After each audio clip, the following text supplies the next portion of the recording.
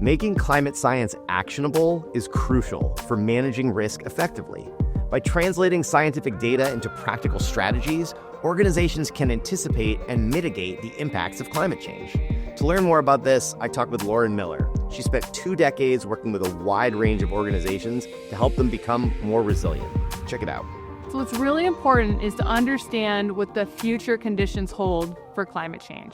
What often happens in normal planning, design, and construction is that we look to the past weather patterns, and that helps us make decisions about what kind of infrastructure we need to plan, design, and build for.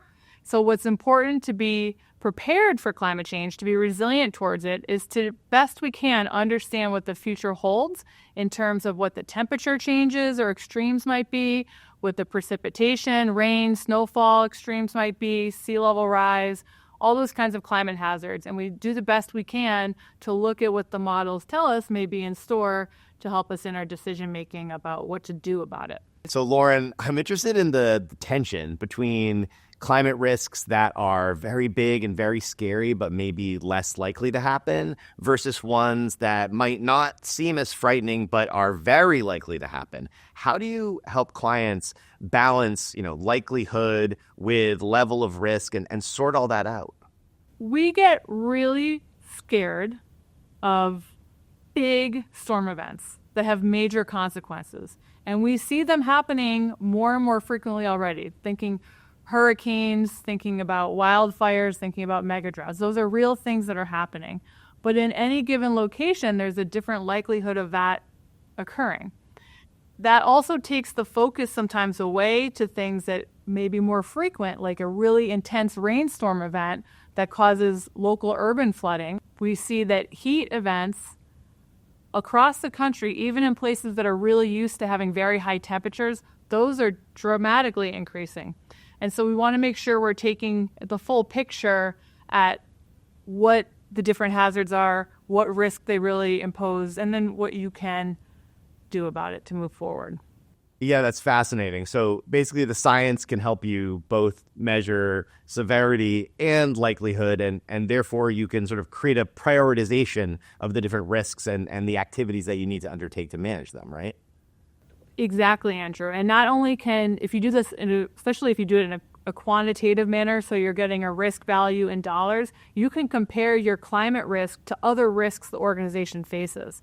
So we see a lot of utility managers, of course, thinking about things like PFAS risk, lead risk, other risks that they see across the organization, and sometimes be a little stuck about what is the most important thing. 2 of these items have some regulatory impacts right now, but we should also be trying to think and prioritize where climate risk falls into that, along with all the other risks that any given organization faces.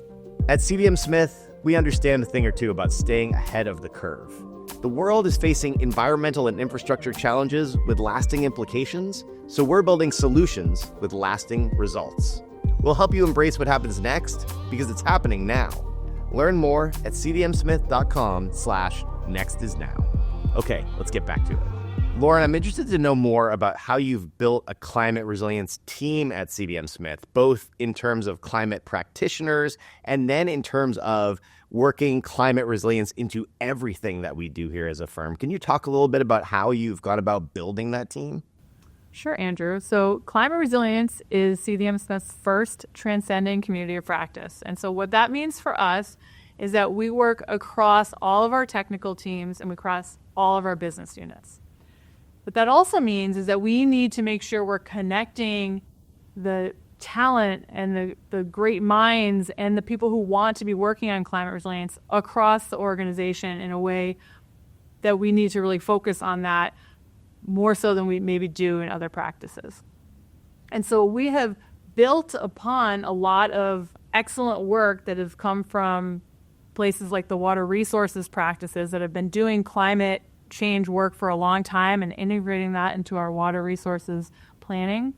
And we've been able to build on that structure to then form this broader team. So we have, as you mentioned, the Climate Resilience Discipline Leader team, and they are in charge of understanding for their specific practices what climate resilience really means for them. So it's been a real invaluable source to have these 2 prongs And we're working this year, especially to knit them all really together. So we're becoming a real powerhouse team, and I'm really proud of everybody. Lauren, pleasure as always. Thank you for being here with me today. Thank you, Andrew.